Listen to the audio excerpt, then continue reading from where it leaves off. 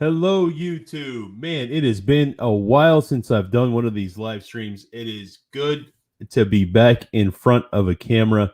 It's good to do a lot of things. I tell you, I haven't set up any lights in my office in a while. I forget that I have, slap my microphone like a pro. I forget that I've got a blue light in my closet back here. I forget that I have this little lamp just because it's been a hot minute since I've done a live stream. This time last year I had already wrapped up, 50 straight days of live streams. Because of COVID, I wanted folks to have a way to communicate and connect while we're all quarantined. And I had a lot of fun with that. Heard a lot of, stories globally from what people were dealing with during the pandemic.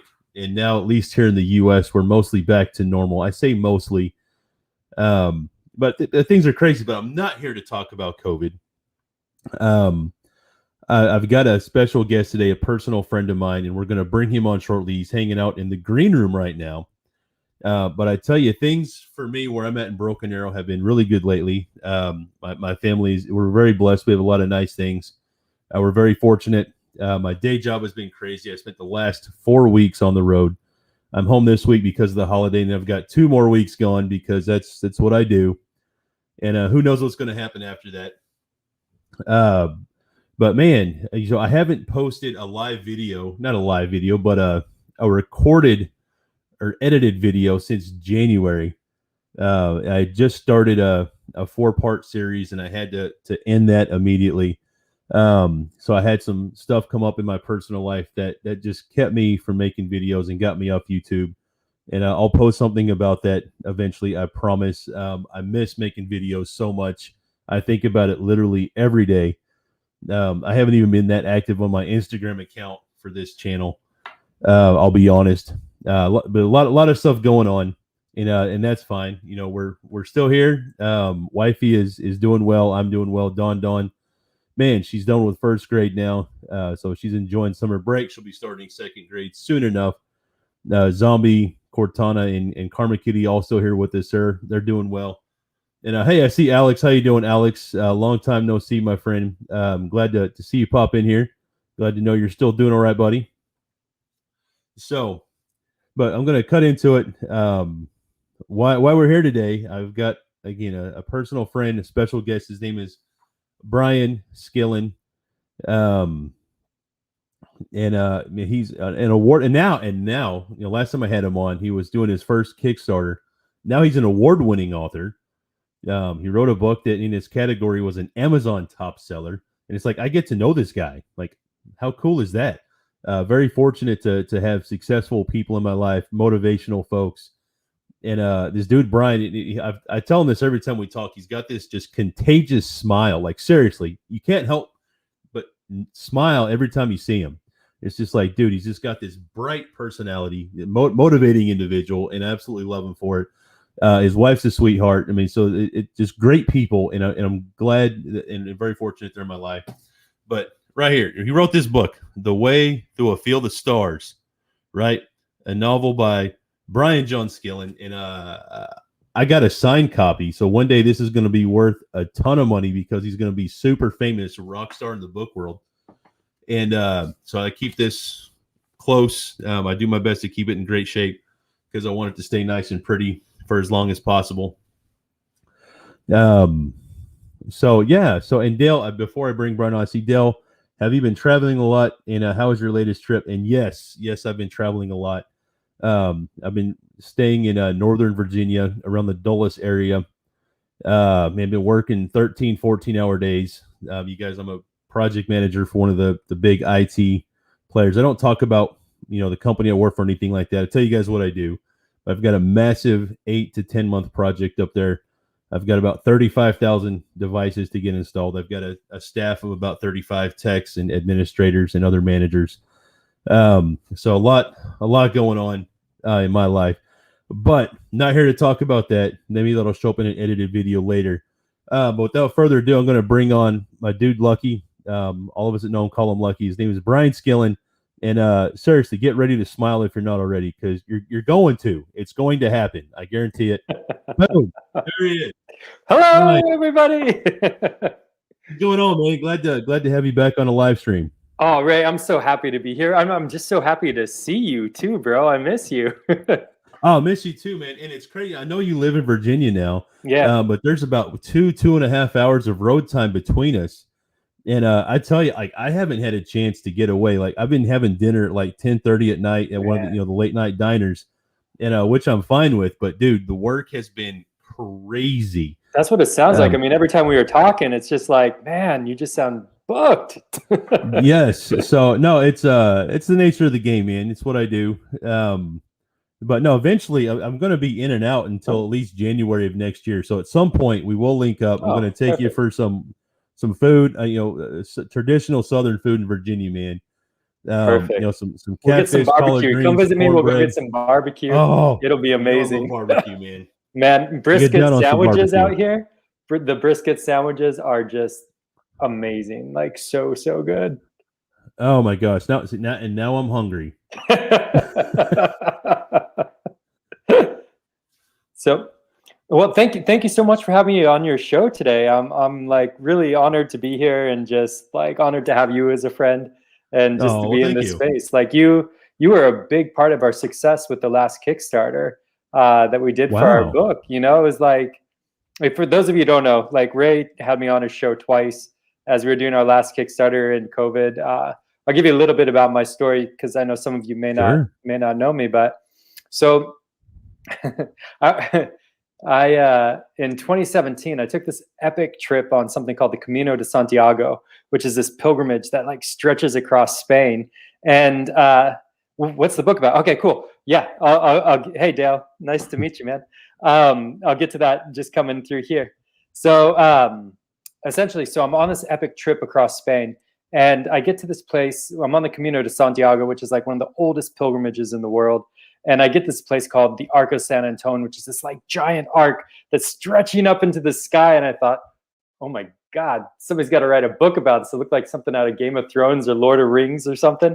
And it got even better than that. Just past the Arc of San Antonio is the city of Castle Jerez, which is this like hilled city, and it's got a castle on top.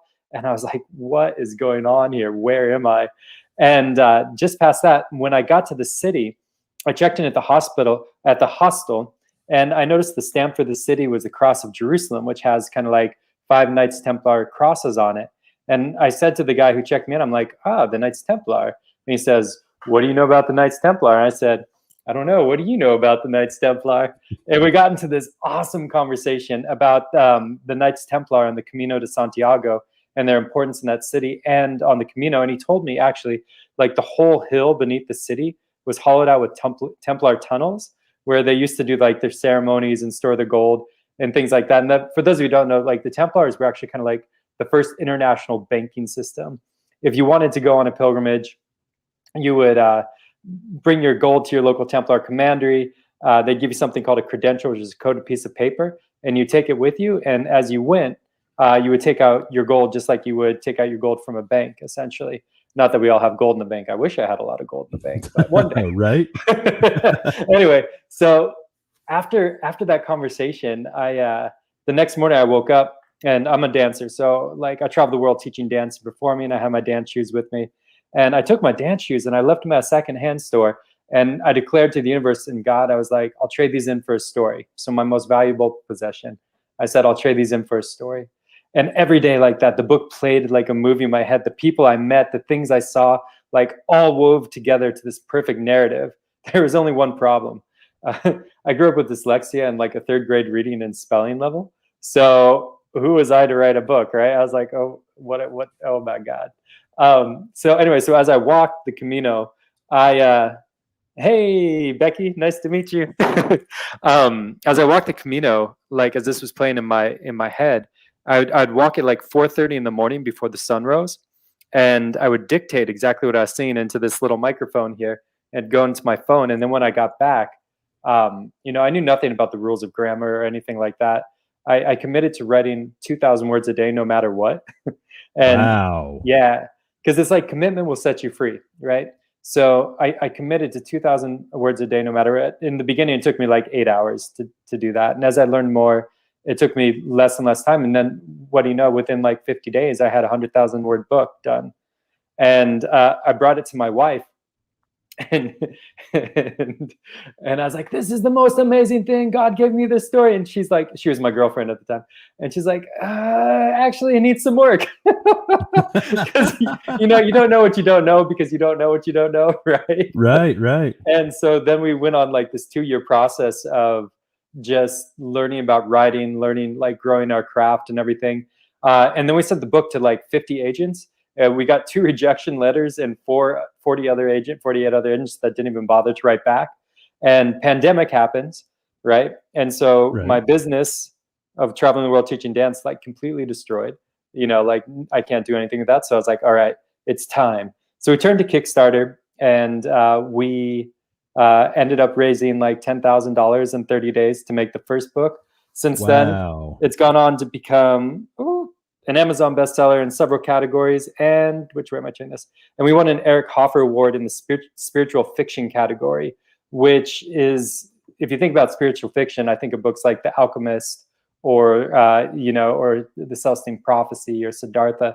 And so to have my book win an award in that category, I'm just like, whoa. That's pretty incredible, man. Congratulations, by the way.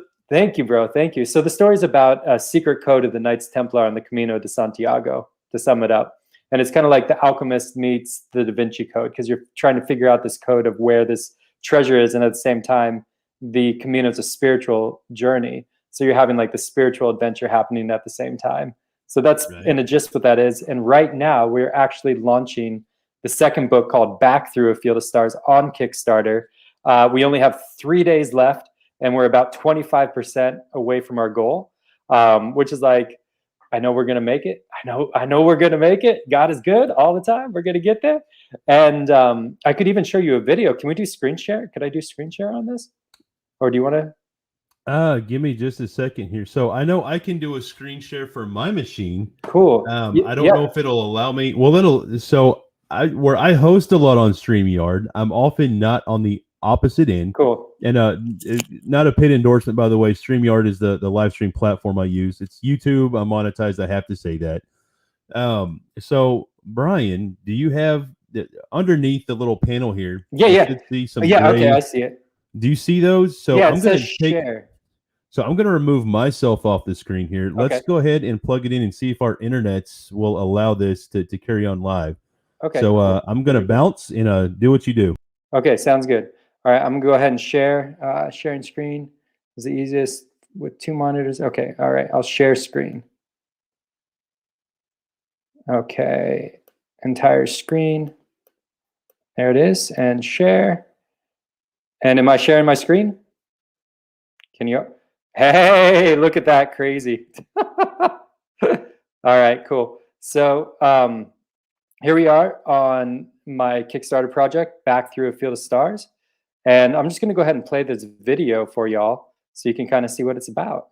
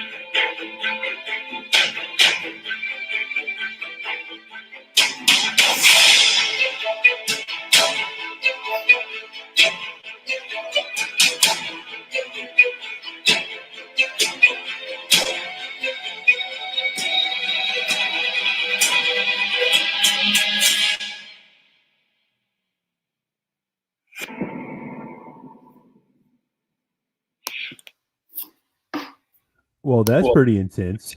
Thanks, wow.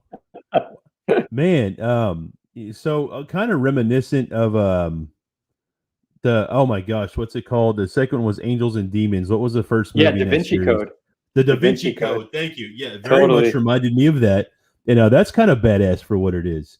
Yeah. So kudos, man. So I'm excited to see this come out. And I tell you what, and a lot of the folks here that are seeing this live right now are going to catch the replay.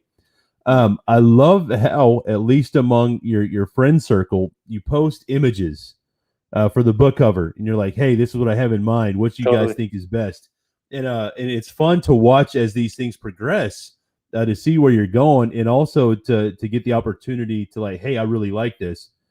And when you see a community come together like that of friends, it's super cool, right? And it helps give you vision and direction. But we all get a little sneak peek into the mind of an award-winning author. I just like that just thrills me to death for you, dude. Because I don't know any award-winning authors except for you, and maybe it's just me in my bubble. But I'm like, this is pretty. Like, I know an award-winning author. Like, he wants to take me for barbecue in Virginia. I mean, that's right for me. That's exciting, bro. It really is totally exciting, and it was actually an international award, so it's like international award. So it's like, it's not just in America. It's like people from all over the world join this competition. Right. Speak of around the world, I'm going to take a quick caveat here. My friend Ann from the UK always gives hugs. Always hugs. So, but Ann, thank you so much, honey. I'm glad to see you join. Glad to know you're still alive and well. Always look forward to seeing your name pop up in the comments on these streams. So international. I mean, I love it, dude. So yeah, anyway, and don't let me take over the conversation. No, about you, bro. I loved what you were just saying. Like, like to give you an opportunity to come and create. I look at these books as our books, not my book, if that makes any sense, because it's like it's a team. Making a book is a team sport, and like each person on Facebook that helps me choose the cover, or each person that supports our books on Kickstarter, like they get their names in the back of the books. Like, this is not my book, it's our book. It's a community built book. I think that's kind of one of the strengths behind it. Like here I am going from a kid with dyslexia in a 3rd grade reading level to exactly. I believe your name is in there. And actually, I know your name is in there. Right. Yes. And so you're now a part of this history. You will always be a part of this book. And there we also have one of our prizes too is to become an actual character in the book, which was crazy. So I had like 2 guys take that, or two guys took it and 1 guy took it for this next book. And it's just so, as a writer, it's challenging because you're like, how am I going to write these people in? But the way this book has worked, it's just like the perfect stuff has come at exactly the right time. And I can't imagine the book without them in it now, so. Oh, no doubt. But again, community, we all love community, right? And when you can find a creative and unique way to get people together like that, 1, it makes it personal for the backers. But 2, I think it makes it inspirational for other folks, because how often do you get the opportunity to become part of a story like that, right? Yeah, I mean, and now at this level, I'm like, it's not like you're just just somebody trying, like you've done it. You've got credentials behind you now, and you're still giving everyday regular folks like me an opportunity to be a part of that, and just folks in general. I mean, Kickstarters are public. Yeah. And so while we're there, so check out the description to this stream. There is a link to the Kickstarter, so I want to encourage you guys to go check that out. And I'm not saying spend your money. I'm not here to tell you what to do with your hard-earned dollars, but I would encourage you, if you would like, to back this project and become part of the story and the movement. And look at Dale. Check this out, dude. Boop. Oh, Dale, you rock, man. Love thank you. And if you are going to get the book, get it on the Kickstarter, not on Amazon, because we're running specials on the Kickstarter. And also, for those of you that don't know, Kickstarter is all or nothing. And so if I don't make it to our goal, if we don't make this last 20%, everything that we've raised so far will go back to the donors who have done it. And my wife and I are going to have to find another way to publish this book. So support the Kickstarter. If you're going to get the book, go to the Kickstarter, get the first and second one. We have a discounted audiobook on there as well on the Kickstarter. So, check it out. No, absolutely. I mean, it's a sick opportunity. And again, because you have opened it up to folks like that. If nothing else, I mean, you can get I think the hardbacks are available, paperbacks, and the audiobooks. Wait, that's 3. I just made 4. And sorry. ebook. I can't count. Ebook as well. And ebooks. Yeah. So, I mean, I think that's incredible that all these options are available. And I like on the Kickstarter, I mean, like any other Kickstarter, there's, varying levels Mhm. of ways to support. And of course that's always awesome. But again, I love how you're giving folks the opportunity to become a genuine part of the history that you're literally writing for yourself Absolutely. and for the Absolutely. readers. And yeah, and I think it's so cool. Like, I mean, I love that aspect because I've had people put their kids' names into the book or their grandkids' names into the book as Oh, like a awesome. present. And Right? it's like you can't get that every day. you No, know? I mean, can you imagine no, being not a at all. 10-year-old and taking that book to school and being like, I'm part of a book? That's a heck of a show and tell right there. Yeah, Right? right? So it's like, yeah, look at this. And Yeah, and I love this. I mean, it's been a thing in pop culture for a long time, but in the last few years, I've really caught myself getting wrapped up in the Templar stories. A yeah. lot of hi-fis available, on Mhm. Netflix, especially. But a lot of it, I don't want to say is boilerplate, but you kind of tend to get the same stuff, if you Yeah. will, right? Mhm. So to get a unique story, Yeah. right, based on Nobody's personal written about experience this. and what you've learned, it's in the same genre, but again, it's brand new, it's fresh content, and Exactly. I think that's phenomenal. Yeah. Um, And you know what? I walked over 1,000 miles and spent 3 years doing research on this. So, I mean, it's just like I've spent the time, I've walked the miles. And one of the coolest things about this book is that we create this fantasy world. But guess what? You can go to this fantasy world and actually go experience right, it for yourself.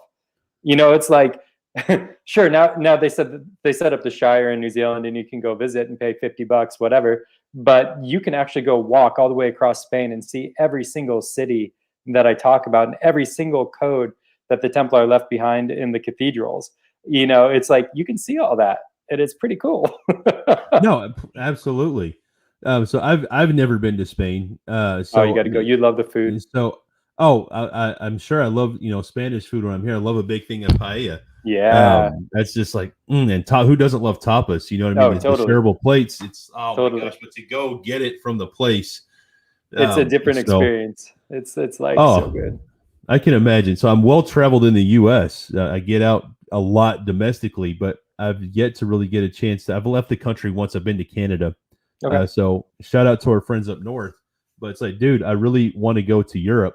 Because I only speak English. So I think for me, that's a great place to get my feet wet. Just Mhm. flying to the UK. Yep. It's kind of safe there, but kind of take some trains and get out and see stuff. And so at least for me, being a global traveling noob, not a pro like yourself, I feel like that's a safe place. But now I really want to go to Spain and see some of this. Well, Um, anywhere you want to go, let me know. I mean, I've got friends in a lot of places I can introduce you to if you're oh, ever I'd love that. traveling. So, yeah, Right on. like I've been very fortunate with dance. I've taught in over 34 countries around the world. So, Wow. Very like, impressive. yeah, one tour I did, I went around the world 1.5 times. Oh, Golly, man. Dale. So, you said cool. Dale said I'll buy a few for myself and my parents. Awesome. Oh And yeah. Love the support, man. Love it. And then Dale also asked, it's a fiction book based in real life and it's immersive. Like, imagine reading it. Well, yes, you get it, Dale. Imagine reading while going to That's places. Yeah, you can actually, like, my ideal dream for this would be if people LARPed, the live action role play, the book on the Camino. I would just like, that would be the day that I was like, okay, I've made it. right. I forgot to tell you, this is Oh, this is another recent development. The people who made the Power Rangers, the distributors for that, Tricoast Worldwide, are actually reading the book right now, and so there's a wow. large possibility that this series can be turned into a TV show. So, What? like, yeah, so it's pretty. You're the first. I'm breaking it here on the show today. I haven't really told anybody yet, but That's incredible. they just received the book like 2 days ago. So fingers crossed. See what That's happens. right. Well, good luck with that, man. And so, and if when I'm gonna, I don't want to say if, because when I make it to the UK, I'll have to find out where you're at. I would love to give you a hug in real life. So, of Oh, course, I would take wifey and Dawn with me, and just big family group hug. So, I would absolutely love that. and then I got to tell you, Ray's hugs are phenomenal. Nobody hugs like Oh Ray.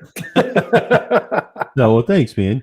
Yeah. I hear that a lot. I just think I give a hug. I think there's something about being a big like teddy bear of a person. We all want to give a teddy bear hug, but to get one Right. from a massive teddy bear, I'm Oh, sure it's amazing. I love it. I'll take a hug from you any day of the week. Yay! Oh, thanks, man. So I've met some of my subscribers. My travels around the U.S. That's always cool because a lot of times I'll post it on I'll drop it in the community tab here on YouTube or on Instagram. Like, hey, I'm going to be in Nashville for 2 weeks. Let's go grab a cup of coffee or something. Nice. And I've had a chance to meet some subs in the Oklahoma area, and as far away as Atlanta.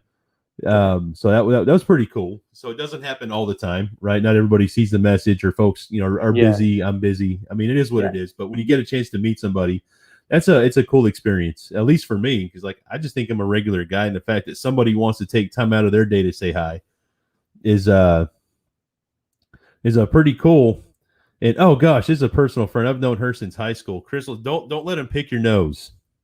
What? So I think there's a story behind that. I'm sure there is. I would love to, it sounds like something I would have done in the day. I don't go around trying to pick my friend's nose now, but I feel like this is not the size finger for the normal size schnoz. Yeah. And so I've always been a goofball, but I feel like back in high school, I probably went around trying to pick my friend's nose. That's so hilarious. Crystal, thanks for popping in. I appreciate you. But drop us put a comment in here because remind me, because that's not just something somebody says. I think I think we need some context here. Wednesday night youth group. Oh, okay. The plot thickens. The plot thickens. It's like I remember those in the day. I do, but oh gosh, there's no telling with me. You were just talking about community, and can I say I just love your community on here. Like everybody that I've met through your group, through last time with the interviews, like they've just been so supportive and so amazing. And I think like attracts like. Good people will attract good people into the life, and I really see that like with this group a lot from the people that I've met from it personally. That it's just like so many good people are attracted in here, and it's so cool. Oh, absolutely. I call my subscriber base the Ray family, because really that's kind of what it is. We all talk to each other, and I've had so many folks reach out to me on social media. I'm like, hey, how are you doing? And just checking like they genuinely care about my well-being, and that's just for me that's mind blowing. And I want circling back to the live stream session where I had you on last year. For the pandemic, they got to a point where when somebody that joined regularly didn't show up, folks were asking each other, have you seen this person? And they're from like different countries, bro. Like no opportunity to ever meet other than the streams in the comment section. And it's like, that's incredible. That inspires me. People say they're inspired by what I do, and I just do stuff. I don't think anything I do is special. I'm just Ray. But when I saw that, and I'm like, that's incredible, because that's people genuinely caring about other people. And doing it publicly, and I'm sure that inspires others. Like I said, it inspires me. That keeps me going to keep doing what I'm doing, because I get to be a tiny piece of that. So I just create a comment section, which literally anybody can do. But to have a community that does that for me is special. It is, and I see that you recognize. I don't know if people recognize that or not, but it helps me to know that you're bringing this stuff up.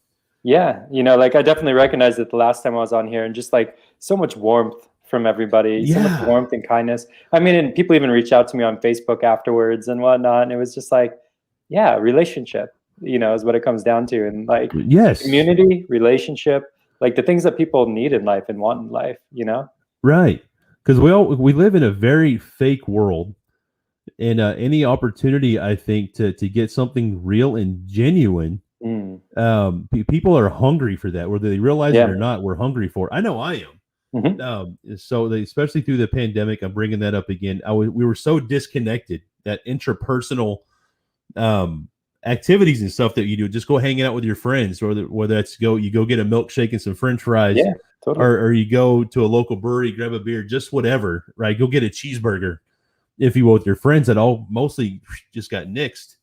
And so you miss those connections, right? And we live in a digital world anyway, so it's been on the decline.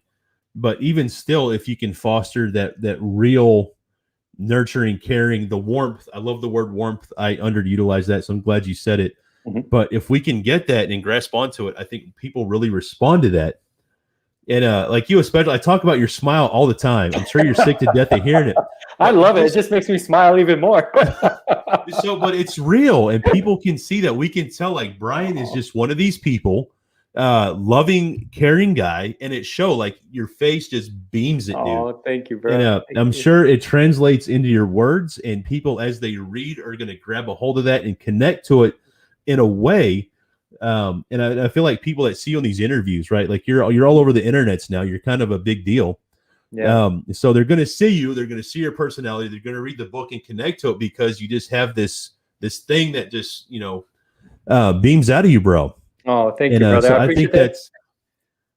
I hope they get it out of the book. And we were talking about community, so it's kind of cool. Like everybody in here who's not like a fictitious character is based off on somebody that I met on my Camino. So right. it's like my friends. This was my way of carrying my friends on the Camino with me after it ended, because they were from all over the world. And it's also my way of sharing my friends with the world, because they were just such amazing, inspiring people. It's like, I love Harry Potter, right? Because you actually feel like you're friends with Hermione, Ron, and Harry, right? You're like, they're your buddies. You want to see what they're up to. So I want my book to have that effect on people. I want people to be like, what's going on with Isabel and ATN, man? Why can't they get along? Or, I want them to have like that sort of personal relationship coming through there, because it is relationship. Each book you read is a different relationship when you're coming into it. And I want people to really have that, have that family, I guess, creating it in the way that you can. No, absolutely. So, hey, let's gonna put you on the spot here a bit. I see a comment. Sure. I bet Brian has a cool joke to tell. I don't have a cool joke, but I have a couple jokes. Since we're, well, I don't know if we can call this weird. All right, I'll give you two. What did the fish say when he ran into the wall? Damn. Good one. All right, you got that one. I know that one. How can you tell Ronald McDonald is sunbathing naked on a beach? I don't know. He's the only one there with sesame seed buns. Oh my God.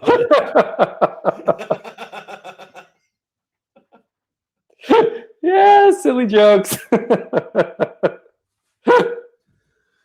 I just got a visual in my head. Yeah. I don't want to be walking down the beach and to see a guy with sesame seeds all on his bum. Yeah, out there with the big red afro, right? With the red. Oh my goodness. Wow. Yeah. Anyways, those are my two jokes. I hope you liked it, Crystal. I may have scarred Ray for life. Oh gosh, that image is gonna be forever burned in my brain here. So yeah, it's good times, man. Oh, so when so I understand there's a few things pending here, right? We got to get the Kickstarter thing going. We got to get that off the ground. So when can folks expect to see Back Through a Field of Stars available? On Amazon and other places where you can buy books? So essentially, the Kickstarter ends in 3 days. We got 3 days to get there. And then after that, the reason why we're doing Kickstarter, I think that's a good reason to know, right? So as I said before, I'm dyslexic and I have some things with English. And so I need help with editing. People going through and like helping with this. I've gotten a lot better since the first one, but still, so you need people to help you edit. Then there's formatting, then there's cover design. And I do have loose covers. Like we talked about, we did the A/B testing on Facebook to see what people liked. But then I need somebody to come and actually format it for the book and who can put it in there in the way it needs to be. And then I want to make another audio book too, because Lessa killed it on the last one. We're going to apply for the Audis, which is like the Grammy Awards for audiobooks. And I think we have a good chance of winning in the spiritual fiction category there as well. Yay. But yeah, so when we'll become to the first book. So the process is from here. I have the rough draft done. It's 80,000 words at the moment, plus the appendix and back. All my books have appendixes in the back. So when you read through, if you're like, who's the Knights Templar? Like the first time they show up, I have like a number 1 there. And then you can go to the back and there's a description of who the Templars were. And so people can actually learn history as they're reading the book as well. Excellent. Yeah. So essentially it goes from here. Then I finish first round of edits. Then it goes to the editor, and then it comes back to me. Then we edit some more. Then it goes to the formatter. Long story short, Kickstarter backers will get their book in October or November. No, in October, and then it'll hit the market in November. So our Kickstarter backers get the month before everybody else. And then in November 18th is kind of our target date to be done. Wow. So check this out, Brian. My friend Nina tunes in from Israel. So shalom, hey, shalom. my friend. So glad to see you join. And so I love this right here. So Doha Imoon, I hope I said your name correctly, says, "Good luck, man. Keep fighting." Boom. keep it going. Keep it going forward here. And check this out, bro. You're inspiring people. Still awesome. Inspiring folks. I'm dyslexic and accountant. I love to see people work in it. Yeah, absolutely. And you know, the thing of it is as I've been going through this, because I got misdiagnosed when I was a kid, they said I had an auditory processing disorder. And like, I got put in, I didn't learn any English from 3rd grade until high school. Let me just put it like that. I was just like in special classes that just wasn't there. Yeah, learning about dyslexia, I've actually found that something like 3/4 of all entrepreneurs are dyslexic. And what was a hindrance in school actually became a strength for me with dancing, because I could see what other people were doing and turn it around backwards in my head. And so what was my like weakness in one thing became my strength in something else. And then also in life too, dyslexics, like, because you can't always do everything yourself, you have to ask other people for help. And so you get used to asking people for help and used to communicating yourself. Like when you're running projects, right? You have to communicate what you want, like that result, and ask people for help and to do things. So it's the same. Absolutely. So like you're learning that skill set in an early age, kind of without knowing it. So what seems like a bad thing in some ways actually can turn out to be a really good thing, because you have to get creative and think outside of the box, and are willing to accept help from other people to begin with. So it's an interesting thing. No, it's crazy you bring that up, because so I'm no brag, I'm PMP certified. You know, I'm credentialed through the Project Management Institute, and it's part of our credentialing system to learn that 90% of project management is communication. Totally. And we even have math formulas to figure out our communication paths and how many we need. There's like math behind the communication, like no lie. Wow. It's a huge deal. Because I tell everybody I'm overhead. I do nothing. I do zero work. I provide no results. Totally. My team does that, right? And so exactly. I'm all about the team, but all I do is communicate. I'm like, hey, I need this. This is when I need it by. And it's really just delivering a message over and over. And it becomes, I don't want to say boring, but it's like, dude, I've been saying the same thing for months. But if you want to be effective at it, it's about communication. And something about dyslexia I never thought of is like reaching out, learning to reach out for help. Now that's something I struggle with, even in my role. Like I said, I've got 30 plus staff assigned to me right now, and it's a challenge sometimes to still reach out for help with the managers I have on the team. I always feel the need to carry the burden. Totally. But as you grow and develop, it requires growth and development to feel comfortable reaching out for help or to delegate tasks. Exactly. You know. Totally, you get it. You get it 100%. Yeah, no, absolutely. Oh, dude, yeah, it's every day for me. We're like anything else. The longer you do it, the more comfortable you get with it. And so now I've been doing this for years. It's kind of whatever. But on occasion, I still really am reluctant to relinquish some of my responsibility to a team member. So I think that's important to bring up, like even with what I do, where that's all day for an author to bring it up, because you have to delegate a lot of tasks. You can't do this all on your own. My wife's nickname is the Master of All Things, because she's the only one working with me, like here at the moment. But then, you have to delegate everything up. Just kind of fun. Oh yeah, but no, it's great, and that's leadership on your part. Even it's like you're more than just an author. Again, your wife Chelsea, sweetheart. So just both of you guys are some of the sweetest and nicest people I've ever met, and I love that about y'all. So, but it's not fair to, in my opinion, like I give my wife a lot of credit because I don't have what I have without wifey helping out in the background.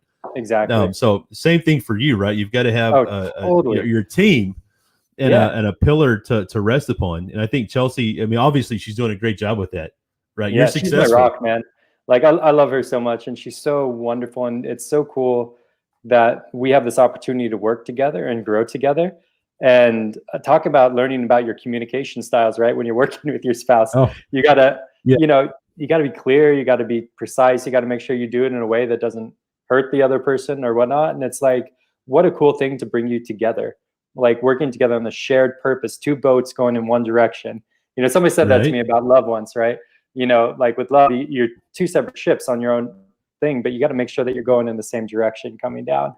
And Yes. how cool it is to just like have a partner that will help you through that will support you, that will be there and just like work with you on this. I mean, it's been cool. And even before we were married, she was already telling me my book sucked at, at that point. So as painful as that sort of communication is, it's necessary, Yeah, right? absolutely. Because And if you don't have that honesty, it's I've come to learn that being a writer, you have to have a thick skin. But I love critiques now. Like at first I was like, oh, my heart, it's my baby, right? But now I'm like, right. oh, okay, all right, I get that, and it's made me grow so much. Like it's like I've just grown so much in my writing, and even in just like my personal way of being after writing these books and after getting all these critiques and comments and whatnot. And I just look at it as like, Right. things don't happen to me, they happen for me, right? Sure. So they're not saying something bad to me, it's for me to get my book to where I want it to be, right? If I want my book to be amazing, I have got to walk through what it takes to get it there. And these people are Right. just a gift telling me, okay, it just needs to go there. I mean, granted, they may not always say it in the best way, but it's like it's still a gift that I can take to the next one. No, no, absolutely, man. It's all a journey. And Yeah. so I'm sure walking the Camino, I mean, it's not an easy thing to do. No, So I haven't experienced this. I'm guessing, by the you way, should right? go. You So should I can go. only imagine it's fun, it's rewarding, but it's not like every step you take is easy. I mean, you've got to Yeah, put in the effort. There's going to be pitfalls and challenges. And you've talked to me about some of the difficulties you face and how totally. strangers totally just stepped in to help you out. Absolutely. Um, Yeah. and I'm sure through all of these positives, I'm sure there were some, I want to say negatives, but there were some spots that forced you to evaluate yourself as a human Mhm. and make some changes to continue on, right? And of course, you're a better Absolutely. person for that. And I believe that's going to translate to you in your role here as an author, Totally. because you want to hear good news, right? You want somebody to say, "Dude, this is awesome," but when you get that critique, it's just like, "Oh," Yeah. and so. And I get that with videos, even just for YouTube. We've been on set together for professional Mhm. productions, Yeah. and you hear some of the not critics, but you get some of the feedback. And it's like, damn, where I put all into this, I can do it better here next time, right? And so one of those things, I'm sure the two are not mutually exclusive here. Same thing, you get feedback, it kind of stings, but you can either get beat up by it or you can suck it up and do better on the next iteration. Absolutely. Everything's just there to make you better, smarter, faster. Why not? I we've been planting a lot of roses here, and my poor All rose right. bushes have been attacked like by everything. At first, Oh, like bunnies, little bunnies. I hate the little but. No, I'm just joking. These little bunnies, they came and they like we planted these rose bushes and they were beautiful. Chelsea's probably gonna laugh at me for telling this story, but they're just they were my babies. I've never really had a garden before because I was always on the road all the time. So I planted these baby rose bushes and they got their first heads and they were about to open up. And then the next day, little bunnies came and ate off the heads. And I was devastated, right? But they continued to grow. And what happened is that like injury actually caused them to grow taller and stronger. So like they shot up like another 2.5 inches. So the roses, so that the bunnies couldn't get to them. So like oh, nice. that pain that was caused to them caused them to grow even more. And now they've been attacked by other things too, but it just keeps causing them to grow. Like I'm learning To so grow, much from these roses. But in right? the Camino, you said it's not always easy. I'll tell you about my first experience on the Camino. I was, Sure. oh boy, I was in my 20s, and it was before, it was like 2008. So not a lot of people were doing it back then. And I didn't know what I was doing. I was on tour. I had an extra couple weeks in Spain. It's like, what I'm going to do is like, someone's like, oh, this Camino de Santiago thing. And I was like, great. And so I went and I ended up on the Primitivo route, which is a route that at the time, like nobody was doing. I got there. I had no idea what I was doing. I realized I don't speak Spanish. I was in a town. I tried to check into the hostel and they wouldn't check me in for some reason. I didn't know why. So I went to the church and figured it out. And apparently you have to have a pilgrim's passport, like a credential with you, just like with the Templars, the banking system. So I had to go to the tourist office and get one. And anyways, I ended up sleeping in a 50-person dorm all by myself. I didn't see anybody the next day. I got completely lost. I walked and pushed my body way too hard and got lost. Like I remember like I had like, it was raining and I had like these trash bags over me because I didn't know what the heck to do. And I was lost in Spain and didn't really, cell phones didn't have GPS at the time. And I was just like, wow, what's going on? But luckily I found my way back. But what had happened is I'd pushed my body too hard and I'd injured my knees.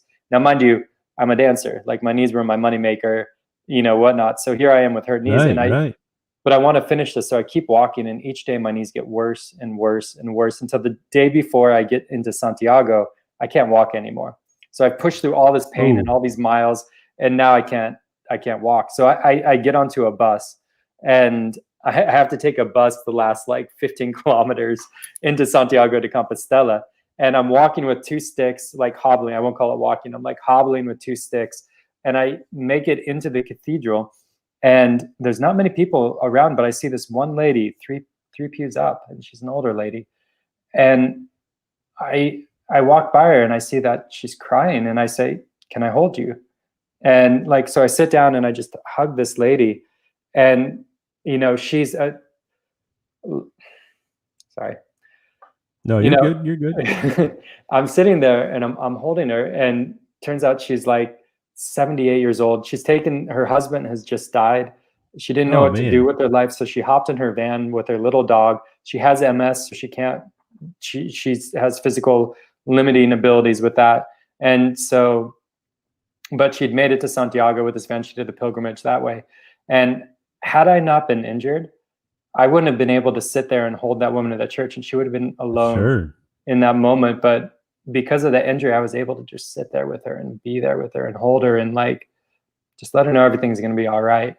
And it just, something that seemed so bad, that was just terrible, completely got washed away because I realized, I was there to be there for her in that moment. And it's just something that profoundly affected me and that I still hold in my heart to this day.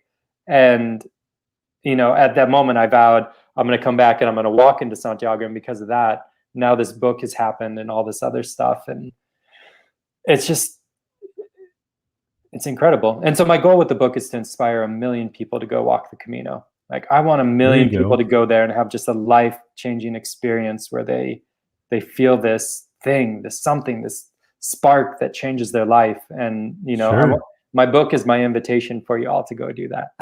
Oh, wow. Dude, what a great way to say that. What a fantastic. So this, the original book, this is still available on Amazon, right? The Way to the Stars. But get it on the Kickstarter, because you can get this through the Kickstarter. Yeah, we're doing packages, so you get a discounted rate if you get them on the Kickstarter. So go to the Kickstarter. So just to be clear, so the same link that's in the description below, and this is the one you shared with me earlier. Yep. So they can get A Way Through a Field of Stars and the new one, Back Through a Field of Stars. Yep. Both of them in the same place. Correct. And perfect. Excellent. Yeah. Okay. Yeah, and they'll both be signed, and you'll get your name into the second book. So definitely go through the Kickstarter if you'd like to support this project. And Crystal, I love what you say. God always knows what we need and when we need it. It's so true. So true. God was like speaking to my heart in that moment. It was just beautiful. Right. So it's I've brought it up on here. Like, I definitely have a faith system, and I think I'm a horrible example of that. So I don't ever get preachy, but I'm one of those. I don't believe in coincidence. Yeah. So whatever higher power somebody believes in, I know what I believe in. I'm not ashamed of that and happy to say it, but that's for another platform. Again, I think things happen for a reason, whether we realize it or not. Timelines are what they are. And I don't think happenstance is a good way to explain that. For folks that don't see things eye to eye with me, that's fine. I'm not here to judge. maybe happenstance works for you, and that's great. But for me, I believe everything, and the timing especially, somehow it's by design, if you will. Like there's some force, there's something that causes things to happen and maybe bring us down a notch, right? Or we don't realize it at the time, but when you get that interaction like what you had, dude, Yeah, because who knows, you may have changed that woman's life. absolutely. I mean, and that experience obviously changed yours. It changed your perspective, and what you do with the new perspective is incredible, right? So thank you for sharing that. Of course. That's a huge deal. In the moment, it might not seem like much, but the ripple effect is incredible. Totally. And as more time passes, I see everything so much more clearly. Like now, just beyond this book, I believe in a life of service, right? So helping people and serving. And so beyond just writing this book, I want to help other authors that were in the same position I was, like sending out all these query letters and you get rejected and now you're thinking, now what? So we've actually started a Facebook group called Kickstarter to Amazon Bestseller, where we're helping authors to learn this Kickstarter process, you know, so that we can get back to a community and, like, you know, just serve, you know, and be there in that way. So it's like one thing leads to the next, which leads to the next, which leads to the next. But it's I always say, you know, when I was young, I thought my purpose in life was to dance, right? And I got to the top of the field and was doing everything, and I was unfulfilled in some ways. And I realized at that moment, you know, dancing wasn't really my purpose. Dancing was a tool. It was a tool to do good in this world. So purposes never wear out, but tools do, right? And I think you're given a different tool when you're ready for it. And so for me, dance was my tool that I used to bring so much joy and love and wonderful things into the world. But I outgrew that tool. And then I did a little bit with movies, and I outgrew that tool. And now I'm with books. And like this book is this next tool that I'm using to do good in the world. And now that's transforming into this program that we're doing. And it's like, how can you serve more people? How can you be there for more people and just, you know, serve? So maybe you're the next Tony Robbins. Dude, I'm telling you, I would love that. I think you're giving your stories for a reason, and you know, so many people could learn so much from my roses. No. No, it's true though. It's a real life thing. It's certainly relatable, and it makes sense because sometimes you have to go through a little bit of pain, some pruning to grow, and it hurts. There's nothing fun about removing the things that don't need to be there, right? Yeah. But when you experience that growth, it's like, you know, it was worth that short-term level of discomfort. Totally. If you can push through the pain, what's on the other side? It's going to be exponential growth that you won't even know is possible, right? Yeah. I've experienced that, but sometimes we need that context to help us have the desire to push through. Totally. I didn't know the roses could grow so quickly. Like, my roses look like they've been growing for 3 years already. They're just huge. And it's like, whoa. And the other cool thing too was I said, so there's little bunnies that attacked my roses. Then also, like, the bugs started attacking my roses. And what did the roses do? They didn't give up. Like, they started new shoots away from the thing. And that's what a great metaphor for life. Like, you've got all these people and these bugs that are eating you up and trying to, like, destroy you or whatever, or bring you down. Guess what? Grow a new shoot over here. This new offshoot will be so much better. And you have to separate yourself from that so you can grow into the next thing. So it's like roses, I'm telling you. Right? No, yeah, man, it's a thing. It really is. So it's one thing I see at my house. Wifey is she's got a green thumb and a half, dude. Yeah. And so you know, I'm trying to make this about me, but just a relatable story. It's been either super hot in Oklahoma this year, which is, I mean, a lot of places in the U.S. are experiencing record-breaking temperature, but on top of that, we're getting just ridiculous amounts of rain. Oh, okay. So we've got, you know, just like these complete opposites here. But in any case, wifey, we got a new garden at our house going, and we got like tomatoes and peppers and all the stuff we had in our old house. But they looked decent when I left, these plants.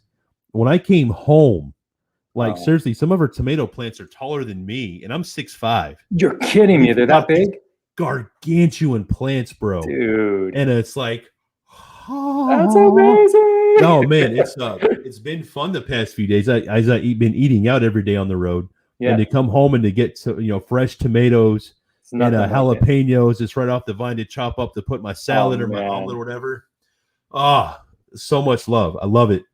And even roses. Wifey has roses first in the front of the house, and I love to come home and see our rose bushes. Yeah, totally. I like roses. I like pretty bright colors, and I don't care what anybody says about dude. The hotter the pink or the purple, the more I like it. It's like, pretty, and I get down on it, dude. I don't even care. Next time I see you, I want to see you in a pink shirt. Bro, I've got a couple pink shirts. I rock them, man. Love it. I don't even care, dude. So I've got, and no joke, dude, I've got my Monday socks. I have a pair of socks I wear every Monday. Yeah, and, they are hot pink and hot purple, little checkerboard pattern. Okay, you got to send me a picture. Put it in the chat. I want to see a picture. Oh, dude. So I will do that next time I put them on, and I call them my Monday socks because they're typically the brightest thing in my day on a Monday, and so I wear those. And for me, it's motivation. If I can get my day to be half as bright as the pink in these socks, it's going to be a good day. I love that. I love that so much. So I'm a nerd, goofy dude, and literally everything I do, man, down to my socks. Totally. Totally. So like on Fridays, I wear I've got some socks with chickens all over it. Okay. So because before I had some flamingo socks and I wore those out, I'm like Fridays are for flamingos. Yeah. And now I'm like Fridays are for fowl. So I got chickens all up on my socks. There you go. Yeah, I always just did Argyle socks. I loved Argyle socks. Argyle? Oh, I'm an old man. Oh, you're all good. Like, I'm a huge fan of Gold Toe. They just fit my feet and they're so comfy. All right. So I don't know how the hell we got on socks. I have no idea either, but there we are. It's with the pink, the hot pink stuff. Yeah. So I think just one thing rolls into another. But God, it's so good to be sitting here talking to you. Just like, oh, dude, it's fun. I love the organic conversation, just how things flow. It's all positive, and I know it relates to people. I want to get a couple of comments in here. So Stephanie said hi a while ago. Oh, I said hi back to her. Where'd she go? So Stephanie, she's local to Tulsa. I've known her for a number of years now. So hey, Stephanie, and Johnson family. Vids and vlogs came in, so some other great folks from here in Oklahoma. Crystal said, did you drone video in any of the fireworks this weekend? And kind of. So I didn't, dude, I've been exhausted. I didn't go to any fireworks shows this year at all. But where I live in Broken Arrow, Oklahoma, I swear my neighbors save up for 4th of July. We just set out in my driveway and we had a 2-hour show. Wow. The whole sky is lit up. It sounds like a war zone. I'm guessing I'm not military. I can only imagine all the stuff these guys hear and girls, bless their hearts. But dude, like solid 2 hours, it's everywhere. So I put my drone up in the neighborhood and got some photos and some video of that. Because I just didn't really feel like going anywhere and dealing with all that this year. But no, I've posted a little bit to my personal Facebook page. I need to post elsewhere so folks can see that. But yeah, I got some incredible shots. So just from the neighborhood. Your drone work is pretty epic. I really enjoy thanks, it a man. lot. I really. Oh, thank you so much. Yeah. That's another one of those things. I got a wild hair. 5 years ago, I'm like, I'm going to start a drone business, knowing nothing about how to fly a drone. Nothing about making videos, just no knowledge. I'm going to do this. And, years later, again, not Brad, just, you start off terrible. You take the constructive criticism. It stings. Yep. And before you know it, you're on the set of 2 movies, which I was very fortunate to be a part of last year. Never did I think, in that time that I would get to fly a drone in a scene with Matt Walsh. Like, no joke. Wow. Awesome. Yeah. So I'm plugging myself for a movie called Unplugging. I think it's coming out later this year. Cool. Well, I'll check it out. I was only on set for 1 day, so it's not like I was a huge, showstopper. But still, just to be a part of that at all for me was just incredible. Right? And many more to come, my friend. Many more to come. Oh, absolutely. So just keep plugging away. You get a goal, and just see where it goes. Yeah. Because who knows where this is going to take you? I mean, there's so many opportunities and doors that you're going to be completely unaware of. I might need a drone man in Spain when we go film the TV series. Oh my, dude, I am. I'll get you and Matlock and all those other guys. Oh yeah, man, I love that guy. Yeah. So huge Good shout guy. out to Matlock, and I'm missing him because he moved out of Oklahoma. Oh, did he? Yeah. Okay. So it's good stuff here. And it's Crystal. I think she's got a bounce. I enjoyed interrupting the conversation. Have an awesome week, Brian. Good luck with your book. Hey, thank you, Crystal. So, and T Baxter said, "Hey, right place, right time." I think that was in reference to your story with the lady, Absolutely, at the cathedral there. So, hey, Robert. So another friend from the Tulsa area. Quality information, push through, and never stay stagnant. Oh, so much truth to that. Just keep going. There's no growth when you're stagnant, man. In my opinion, that's when you get comfortable. When you quit pushing and you just kind of stay in the same place. Water that doesn't move gets stagnant. It gets gross. So I think there's a lot to be learned from nature in that. It's to stay fresh, you got to stay moving. You always got to keep going, man. And growing. Just keep growing. Yes. No, absolutely. So, here's another comment. So I don't know if everybody knows this about me at all. That's why I enjoyed Ray's friendship. He was always helping with firefighting, and then Glocks for the homeless. So I was a volunteer firefighter and a medic first responder for 5 years. I didn't know that. So I did that when I was 18 to 23. I was 23 when I started traveling, full time for work. So I had to give that up. And so I learned a lot. I got to be a part of some cool things, but I don't talk about it a whole lot. When I was 18, I was a complete dumbass. I have no problem saying that. I had no business being in what I was. I didn't have the maturity to handle the knowledge that I had been given, with firefighting and being a medic. Yeah. Where I learned a lot. I got to help, save some homes, help save a few lives, which is great. But if it wasn't for other people on scene, I would have probably been completely ineffective. So it's something to look back on, that whole thing about service. Yeah. And servitude is like, I've always enjoyed being in a place to help people, whatever that looked like. And I learned then those things were not for me. I was not meant for those roles, but having that skill set and some level of training will help you in other completely unrelatable situations. So true. I'm thankful for that season, right? Because when something crazy comes up, you learn to stay calm. Like, you don't flip out. It's like training even 20 years ago kicks in, and it's like, what do I do here? And you don't flip out. You just act. You just do, which is great. But I look back and it's like, dude, I was such a knucklehead. I thought I knew everything and knew it all, and like, I did not. Isn't that funny? It's so true. It's Absolutely so true. did. I look back on that too. Oh yeah, but no, it's crazy the things that we learned in Glocks for the homeless. So I did that for 4 years. After this last winter, I gave it up, honestly. It was too much to handle on my own. It had grown to a point where I needed full-time volunteers and other stuff. And with COVID and everything else, I think it just became too much. What was the project? What is it? Glocks for the home. That was I was collecting gloves and socks and other winter items, packaging them up. And my volunteers we deliver these to homeless people in the streets where they were at. Awesome. So completely independent from a lot of the bigger organizations. So even Robert, he's in the comments here. He helped me out with that. Early on, cool. Rachel had dropped a comment. She helped me out with that. But it was a fun project. It was difficult because you're giving gloves and socks to folks who are literally living in the streets in wintertime. And it's like, this is kind of a Band-Aid. So it always hurt that I was giving something to somebody that they needed. It's like, they need a home. They need food security. Right. And I didn't have the means to offer that, but it's like, well, at least you got gloves and socks. This will help for a couple days. Yeah. So eye-opening experience. It grew to a good point. We were on the news several times, and we had donors and other stuff to help out. It was great. But again, it's like, it takes a huge team to accomplish where it got. And so it's like, one of those things is like, do I keep sacrificing? Not sacrificing, that's the wrong word. But it takes a lot of time and a lot of effort. And it got to be where it was too much for me. So it's like, you know what? We did this 4 years. We had a good run. Maybe I can pick up later on with that. But for now, it's like, I think it's time to let it go. But still, we helped out literally thousands of people. That's amazing, bro. I didn't know that. That's so cool. Yeah, man. So, and that's how I met Chris.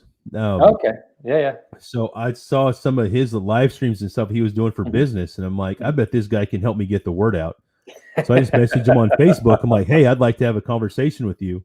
Yeah. And through that, we became friends, like legit friends, whatever. And so I wound up trading him drone work I'm like, hey, I'm a licensed drone pilot. Maybe there's something mutual here. You can help me. I can help you. Perfect. And the rest is history. The rest is history, man. And so I met you through Chris. Exactly. You know what I mean? So it's small world. So I met you literally through the charity, right? Right. So yeah. So if I hadn't had that, I wouldn't have reached out to Chris, and I wouldn't have met an award-winning author. So boom. There you go. And here we exciting are. For me. Yeah, man. So, but anyway, Brian, no, we've run over an hour. I want to be sensitive to your time. Thank you so much for joining me today. Hey, thank you so be much sure to everybody look in the description down below. Click that Kickstarter link. Do what you can to support not only The Way Through a Field of Stars, but the second book of the trilogy, Back Through a Field of Stars. And then you know what? There's going to be a third book later on. We want to support that as well. I plan on having you back on to help support that at some point. I would love that. And if my platform is even going to be big at this point, you might be on the Tonight Show or something. Dude, I'll still come back. If I'm on the Tonight Show, I'll definitely come hang out with you. Oh, awesome, man. I appreciate that. Of course. No, good. Well, I appreciate you so much for having me on, and I appreciate your community for sitting here and listening to our stories about this, and any support that you can give is awesome. And it takes community to make things happen, and I'm so blessed to be sitting here amongst such a great community of people. Awesome. Yeah, I do love the Ray family, man. These folks are great. So everybody, again, thank you for hanging out with us today. I certainly appreciate all of you guys. I owe you all a lot of content. I do. I've been behind for 6 months now. So this wasn't advertised very well, and that's kind of my fault. I've been very busy. So everyone that took the time to hang out with us today, thank you so much. Yeah, thanks for being here.